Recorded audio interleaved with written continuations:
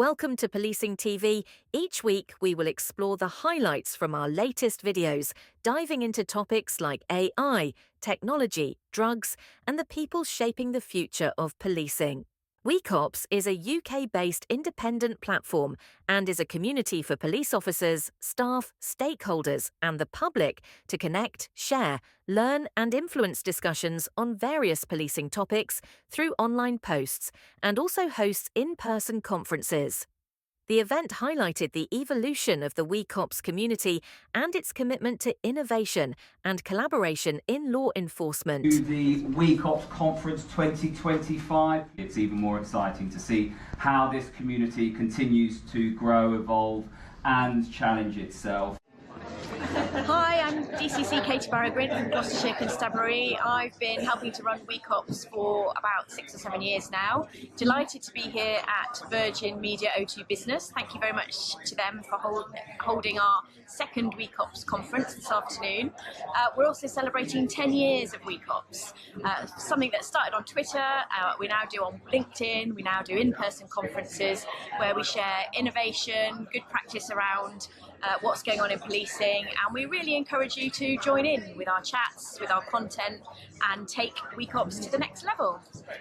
Continually supported us over the last couple of years to develop our brand. Hello, my name's Alex. I'm a director in the NCA and I'm at the WeCops conference here today, which is a brilliant community of people looking to improve how we operate.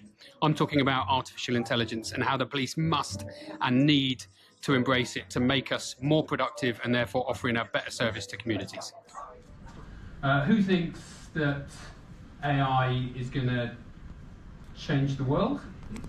Hands up. Okay, and who thinks it's a bit of a hype bubble? Yeah, interesting. So more people are in the former than the latter. Next up was a fascinating piece from Ben Twomey, who asked the question, does policing exist just to enforce laws, or is it bigger than that? He was joined by Matthew Bacon, Senior Criminology Lecturer at Sheffield University, for a look at drugs policing today. When you look at drugs policing, though, it's fascinating in that it really brings into sharp focus the multifaceted nature of the police role. So under that drugs umbrella, you've got police who are targeting violent organised crime groups that are involved in drug supply. You've got your neighbourhood police officers who are dealing with volume crimes that might be committed by people with a substance use disorder and antisocial behaviour that is connected to drug use or drug markets in local communities. You've also got the police playing a part in trying to prevent drug overdose deaths as well. So there's a very broad spectrum of activities that fall within drugs policing, which makes it very complex and challenging, I think, for the police as well, for drugs policing as a specialism, because you do have to have that knowledge and understanding of the law and enforcement, but equally health functions and a good understanding of drug use and addiction and what the police can do in terms of referring people to treatment services if they're needed. And those are just a few examples. I'm sure, you know, the police officers and staff who are listening could think of many more things that fall within that drugs policing umbrella. But I think to capture that much more concisely, drugs policing is about policing people who use drugs and or supply drugs. And there I'm talking primarily about drugs that are controlled through the Misuse of Drugs Act. You've also got the Psychoactive Substances Act and other pieces of legislation, but that's what we're talking about first and foremost. Policing those people and also trying to reduce the harms that are associated with the use of drugs and drug markets as well.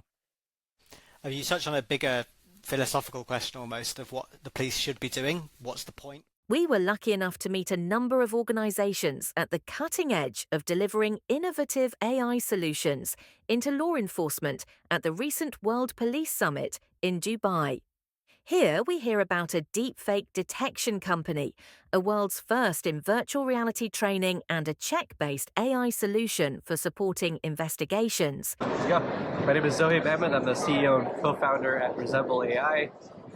We are a deepfake detection company. Effectively, we help our customers understand when generative AI content is created, how to identify it, and we do it all with AI itself. So we effectively have proprietary data sets across image, video, and audio, and we can help you, given any sort of media file, understand if it is created by an AI model, which parts of it created with an AI model, and if it's factually correct or not, all in one long report that you could basically save as a PDF or print out at the end of the day.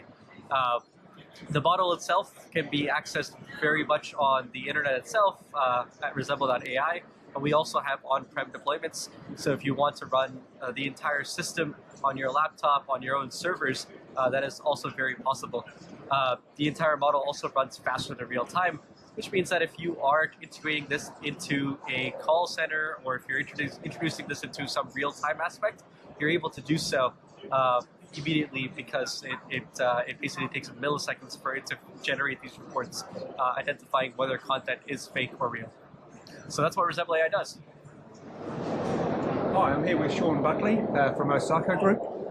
He's going to tell us a little bit about the company and what the company does, and also about one of their new products, EchoMind. Sean. Great, thanks for the opportunity, Trevor. Osaka is a New Zealand registered company. Most of the foundation members are all ex-law enforcement, and we've worked internationally with organisations such as the United Nations to provide investigative support and training. We've done that for the last 10 years.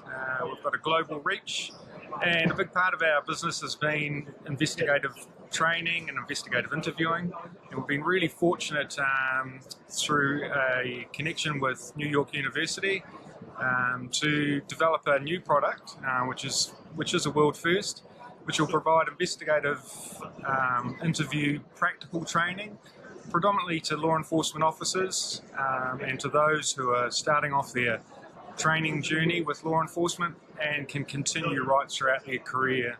So the purpose of the product is really to replace the sort of tired, I would say, and somewhat prehistoric method of conducting practical training, which is either breaking into pairs with your colleagues and practicing in an uncomfortable environment, or utilising role players who are often quite expensive and difficult to get hold of.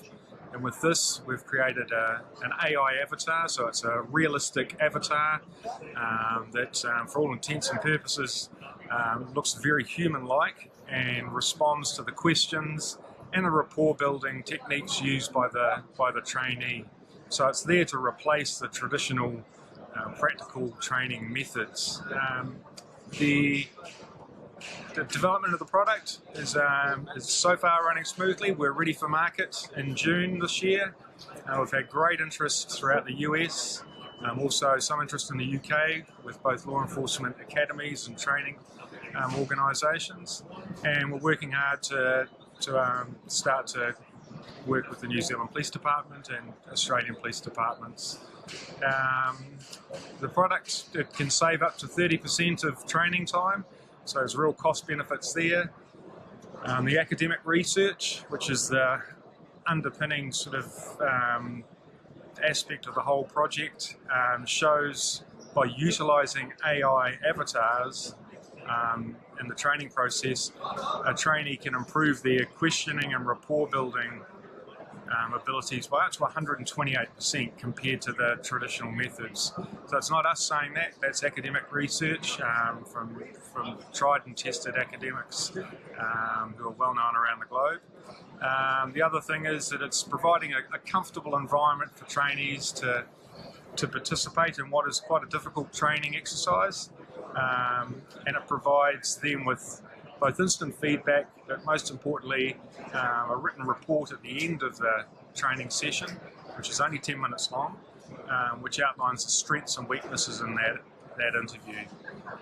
Their instructor also has access to all that data and can monitor those students that are struggling and provide extra support as and when required. So as of June, we're going to be going to market with one avatar in several scenarios. So the scenarios will start off fairly basic. There'll be allegations of thefts, basic street assaults, and it'll be fairly compliant avatar. But very quickly over the next few months, we'll be scaling up to include more and more complex scenarios. So it can be everything from drug offending, homicide investigations, sexual offending, and we'll be going from fairly compliant avatars, and we can manipulate the avatars so that they become more complex in the information that they can provide, but also perhaps more difficult to interview. So they go from being compliant to uncompliant to not wanting to interact with the trainee at all. So it's quite lifelike. And what I would basically say is, with my 35 years of experience in law enforcement and specifically interview training, I think this is an absolute game changer. It's very quickly going to be the go-to product for law enforcement bodies around the globe. But again, thanks for the opportunity.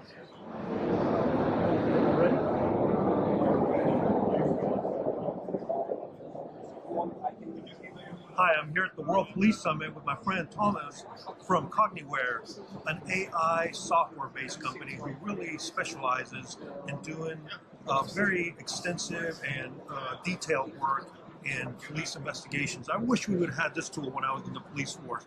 Thomas, can you tell us a little bit about what Cogniware does and how it can help a police force? Yeah, sure, definitely. So Cogniware is a Czech-based company out of Europe, and for more than 10 years we are serving police force worldwide. And for past 8 years we are developing our own solution that is of course AI-based, because everything needs to be AI-based nowadays. We collect all the data that we can, we combine it, we create a huge complex knowledge base out of which you can do your investigation very quickly and very easily. There is a lot of alerting features, there is a lot of stuff that is going towards you. That means you don't need to do your usual clicking. You can do the chatbot, you can do the visualization on a map, on a board, you can do multimedia. So all this in one package, and of course including case management that is very, very crucial for the investigation within the police. Wow, what an awesome tool, Thomas. I wish so much we would have had a capability like this when I was in the police force. Congratulations to you and everything that Cogniware does, and thank you for helping the most noble professional in our police. Thank you very much.